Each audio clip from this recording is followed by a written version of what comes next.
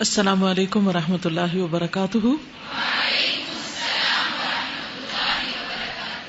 کیا حال ہے آپ لوگوں کا؟ الحمدللہ، نحمده ونصلی علی رسولہ الکریم، اما بعد فاعوذ باللہ من الشیطان الرجیم، بسم اللہ الرحمن الرحیم، رب اشرح لی صدری ویسر لی امری واحلل عقدۃ من لسانی یفقہوا قولی۔ ذکر اذکار کا کیا حال ہے؟ چل رہے ہیں تھوڑے یا زیادہ؟ سبحان اللہ و بحمدہ پڑھنے کا کیا اجر ہے آپ بتائیے؟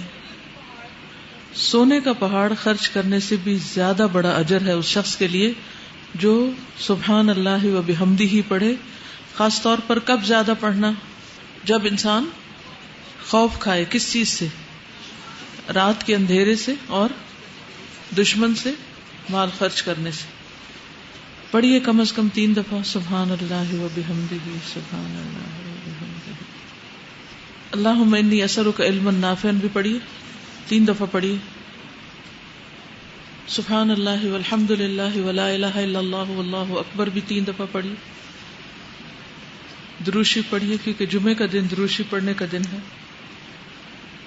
کل ہم نے استغفار کے بارے میں پڑھا تھا کہ یہ مہینہ گناہوں کی بخشش کا مہینہ ہے، اور اس میں ہمیں پوری کوشش کرنی ہے کہ ہم اللہ سبحانہ وتعالی سے اس مہینے کی بات پوری طرح بخشش حاصل کر چکے ہوں۔ نبی صلی اللہ علیہ وسلم روایت کرتے ہیں اللہ سبحانہ وتعالی سے، حدیث قدسی ہے، اللہ تعالیٰ فرماتے ہیں یا عبادی انکم تخطئون باللیل والنہار وانا اغفر الذنوب جمیعا فاستغفرونی اغفر لکم۔ اے میرے بندو، تم دن رات خطائیں کرتے رہتے ہو اور میں تمام گناہ بخش دیتا ہوں، لہٰذا تم مجھ سے بخشش طلب کرو، میں تمہیں بخش دوں گا۔ بخشش کے لیے سب سے اہم چیز کیا ہے کہ انسان اپنی ندامت کا اظہار کرے، اپنے گناہ پر شرمندگی۔ تو اس کے لیے آپ کو کرنا یہ ہے کہ اکیلے میں آج بیٹھ کر، صرف آج ہی نہیں پورا مہینہ اگر یہ عمل کرے تو بہت ہی مفید ہوگا، اکیلے میں بیٹھ کر اپنے کسی ایسے گناہ کا ذکر کریں اللہ تعالیٰ کے سامنے جو صرف آپ کو پتا ہے۔ اللہ نے دنیا میں وہ آپ کا گناہ چھپایا ہوا ہے، اور اللہ سبحانہ تعالیٰ سے اپنی کمزوری کا اعتراف کریں، شرمندگی اور ندامت کا اظہار کریں، اور پھر رو کر اللہ تعالیٰ سے معافی مانگیں، کیونکہ فَإِنَّهُ لَا يَغْفِرُ الذُّنُوبَ إِلَّا أَنْتَ، اللہ کے سوا کوئی بھی ایسا نہیں جو گناہوں کو معاف کر سکے۔ تو اس لیے بہت ضروری ہے کہ ہم ندامت اختیار کریں، شرمندہ ہوں، اپنی غلطیوں کو مانیں۔ اور جب ایک انسان غلطی مان لیتا ہے تو پھر التائب من الذنب کمن لا ذنب لہ، انسان اتنا صاف ہو جاتا ہے گویا اس نے کوئی گناہ کیا ہی نہیں، کمن لا ذنب لہ۔ اسی طرح توبہ کے لیے اگر کوئی کبیرہ گناہ سرزد ہو چکا ہے زندگی میں، پاسٹ میں، جو آپ کو ہانٹ کرتا رہتا ہے، بار بار آپ کو پریشانی ہوتی ہے، تو اس کے بارے میں کیا کرنا چاہیے؟ رسول اللہ صلی اللہ علیہ وسلم نے فرمایا جب کسی بندے سے کوئی گناہ سرزد ہو جائے پھر وہ اچھی طرح وضو کرے، پھر کھڑا ہو اور 2 رکعت نماز ادا کرے، پھر اللہ تعالیٰ سے بخشش مانگے تو اللہ تعالیٰ اسے ضرور معاف کر دیتے ہیں۔ پھر آپ نے یہ آیت تلاوت فرمائی والذین اذا فعلوا فاحشة او ظلموا انفسهم ذکروا اللہ فاستغفروا لذنوبهم ومن یغفر الذنوب الا اللہ ولم یصروا علی ما فعلوا وهم یعلمون۔ اور پرہیزگار وہ لوگ ہیں کہ جب ان سے کوئی بے حیائی کا کام ہو جائے، انسان ہے نا، غلطیاں ہو جاتی ہیں اور بعض اوقات تو ہم ریئلائز بھی نہیں کرتے کہ غلطی ہو چکی ہے، یا وہ اپنی جانوں پر ظلم کر بیٹھے تو وہ فوراً اللہ کو یاد کرتے ہیں، دیر نہیں لگاتے اور اپنے گناہوں کی معافی مانگتے ہیں۔ اور اللہ کے سوا اور کون ہے جو گناہ معاف کر سکتا ہو؟ اور کون ہے؟ کوئی بھی تو نہیں۔ ساری دنیا بھی اگر ہمیں پاک باز پاک دامن قرار دے دے اور یہ کہے کہ آپ تو بہت ہی نیک لوگ ہیں، اور سرٹیفکیٹ جاری کر دے اور ایوارڈ اس پر دے دے ہمیں کہ ہم نیک ہیں، لیکن ہم نیک نہیں ہو سکتے جب تک کہ ہمیں اللہ سبحانہ تعالیٰ کی طرف سے نجات کا پروانہ نہ مل جائے۔ تو اس لیے بہت ضروری ہے کہ ہم خاص طور پر اللہ سبحانہ تعالیٰ کی طرف رجوع کریں، اور نماز جو کہ برائیوں کو مٹا دیتی ہے تو توبہ کے نوافل کا اہتمام کریں، یعنی جب بھی دل میں پریشانی آئے کسی گناہ کی تو اس کے علاج کے لیے نفل پڑھیں۔ اور پھر وہ دانستہ اپنے کیے پر اصرار نہیں کرتے، یعنی جو غلطی ان سے ہو گئی اسے بار بار دہراتے نہیں۔ اس استغفار کا فائدہ کیا ہوگا؟ انسان اللہ کے عذاب سے محفوظ رہے گا۔ آپ بڑی بڑی پریشانیوں سے، تکلیفوں سے، بیماریوں سے، حادثات سے محفوظ رہیں گے۔ نبی صلی اللہ علیہ وسلم نے فرمایا، العبد آمن من عذاب اللہ ما استغفر اللہ، بندہ جب تک اللہ سے استغفار کرتا رہتا ہے اس وقت تک اللہ کے عذاب سے محفوظ رہتا ہے۔ جیسے قرآن مجید میں بھی آتا نا کہ اللہ ان کو عذاب نہیں دے گا جب تک کہ وہ استغفار کرتے رہیں۔ تو آپ کے اندر کسی بھی قسم کا اگر کوئی خوف ہے، بعض اوقات کچھ لوگوں کو فوبیاز ہوتے ہیں، یہ چھت نہ مجھ پہ گر پڑے، یا بلندی پہ جانے کا خوف ہوتا ہے، یا اپنی جان مال اولاد کے بارے میں کوئی بھی خوف ہوتا ہے، کسی بھی قسم کا کوئی خوف آپ کو جب ستاتا ہے اپنے مستقبل کا، بڑھاپے کا، آخرت کا، تو ان سب سے بھی نجات پانے کا ذریعہ یہی ہے استغفار، کیونکہ العبد آمن من عذاب اللہ ما استغفر اللہ، بندہ اللہ کے عذاب سے امن میں ہے، اللہ تعالیٰ ایسے بندے کو عذاب نہیں دے گا جب تک کہ وہ استغفار کرتا رہتا ہے۔ انسان کے گناہ خواہ آسمان کی بلندیوں تک پہنچ جائیں، لیکن اگر وہ اللہ سے معافی مانگتا ہے تو اللہ تعالیٰ اس کو معاف کر دیتا ہے، اور اللہ تعالیٰ کو اس کی کوئی پرواہ نہیں۔ یعنی ایک تو یہ ہوتا ہے نا کہ ہم جیسے کسی کو معاف کر کے بھی معاف نہیں کرتے، بار بار وہی غلطی دوسرے کی دہراتے رہتے ہیں، یا اپنے آپ کو رلاتے رہتے ہیں، یا اس پر تکلیف محسوس کرتے ہیں۔ لیکن اللہ سبحانہ وتعالیٰ اتنی وسعت والا ہے، علم والا ہے، حلم والا ہے کہ اس کو کسی بھی ایسی چیز کی کوئی پرواہ نہیں کہ وہ کس کا کتنا بڑا قصور معاف کر دے۔ اس کے خزانوں میں کوئی کمی نہیں آتی، اس کے لیے کچھ مشکل نہیں، نہ اس کے اندر بخل ہے اور نہ کسی قسم کا کوئی حسد ہے، وہ خوشی سے معاف کرتا ہے۔ بس شرط یہ ہے کہ ہم معافی مانگنے والے ہوں۔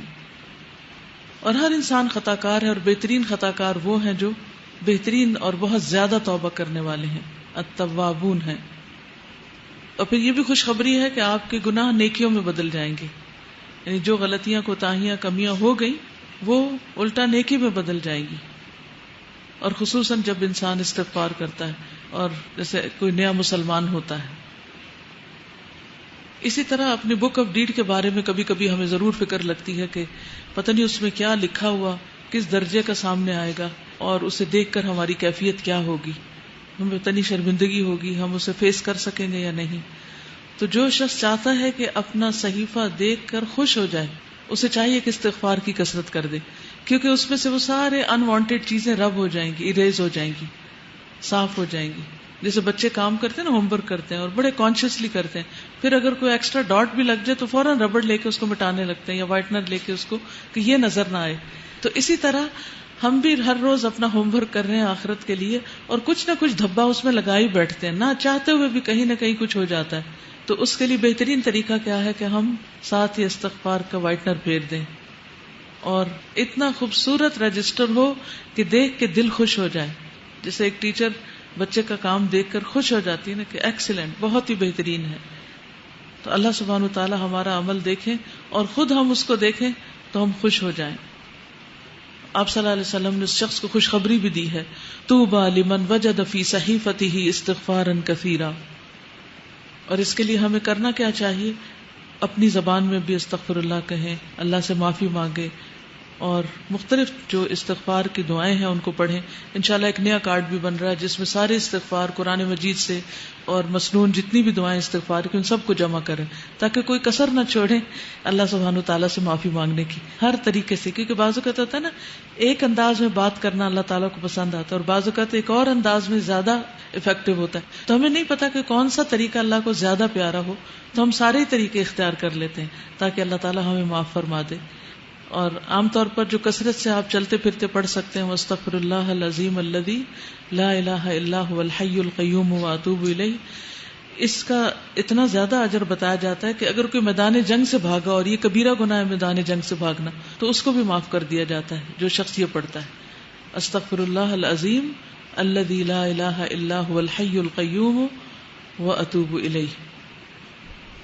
پھر اسی طرح یہ ہے کہ انسان کو اس بات کی بھی توقع رکھنی چاہیے کہ میرے اس استغفار سے میرا رب خوش ہو رہا ہے، کیونکہ وہ اونٹنی والی جو حدیث آتی ہے کہ اللہ تعالیٰ اس بندے سے زیادہ خوش ہوتا ہے جس کو صحرا میں کھوئی ہوئی اونٹنی مل جاتی ہے۔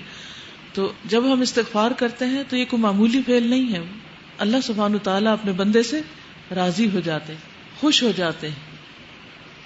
اور پھر آئندہ کے لیے گناہوں سے ڈرتے بھی رہنا چاہیے. یہ نہیں کہ انسان دلیر ہو جائے کہ اللہ تعالیٰ خوش ہوتے ہیں تو پھر میں اور جی بھر کے گناہ کر لوں. نہیں, مومن جو ہے وہ گناہ کو اپنے اوپر پہاڑ کی طرح سمجھتا ہے, جیسے کوئی پہاڑ گر گیا اس پر, اتنا پریشان ہوتا ہے, وہ اتنا تکلیف اٹھاتا ہے گناہ کر کے. اور منافق جو ہوتا ہے یا فاجر, وہ ایسے جیسے ناک پہ بیٹھی مکھی اور اس کو ہاتھ کے اشارے سے اڑا دے, یعنی اسے معمولی سی چیز ہے. اور پھر صبح شام سید الاستغفار بھی انسان پڑھتا رہے, اور ہر مجلس کے اختتام پر, جیسے حالانکہ ہم قرآن پڑھ رہے ہوتے ہیں لیکن پڑھتے اور پڑھاتے ہوئے ہو سکتا ہے کوئی ایسی بات منہ سے نکل جائے جو اللہ تعالیٰ کو پسند ہے, اور بھول چوک تو لازم ہے, ہو ہی جاتی ہے, نہ کرتے ہوئے بھی ہو جاتی. تو ایسی ساری چیزوں اور کمیوں کوتاہیوں کا جو طریقہ ہے وہ پھر استغفار میں ہی ہے. اور وہ کیا ہے؟ سبحانک اللہم و بحمدک اشہد ان لا الہ الا انت استغفرک و اتوب الیک. اور نبی صلی اللہ علیہ وسلم تو دوران مجلس بھی استغفار پڑھا کرتے تھے, رب اغفر لی وتب علی انک انت التواب الرحیم, 70 سے 100 بار تک. ہم تو ایک کام کرنے لگتے ہیں دوسرا بالکل بھول جاتے ہیں, ہمیں تو یاد ہی نہیں رہتا. تو دوران مجلس بھی آپ استغفار پڑھتے رہتے ہیں. اور پھر سب سے بڑی بات یہ ہے کہ دلوں کی صفائی ہوتی رہتی, دل چمکتے رہتے ہیں, کیونکہ دل اگر چمکتے رہیں گے تو ہم خوش بھی رہیں گے, اور نہ کوئی خوف ہوگا نہ غم ہوگا. اور جو بھی مزید کام کریں گے ان کی کوالٹی بھی بڑھ جائے گی. مثلاً اگر ہم نماز پڑھیں گے تو نماز کی کوالٹی بڑھ جائے گی. چلیے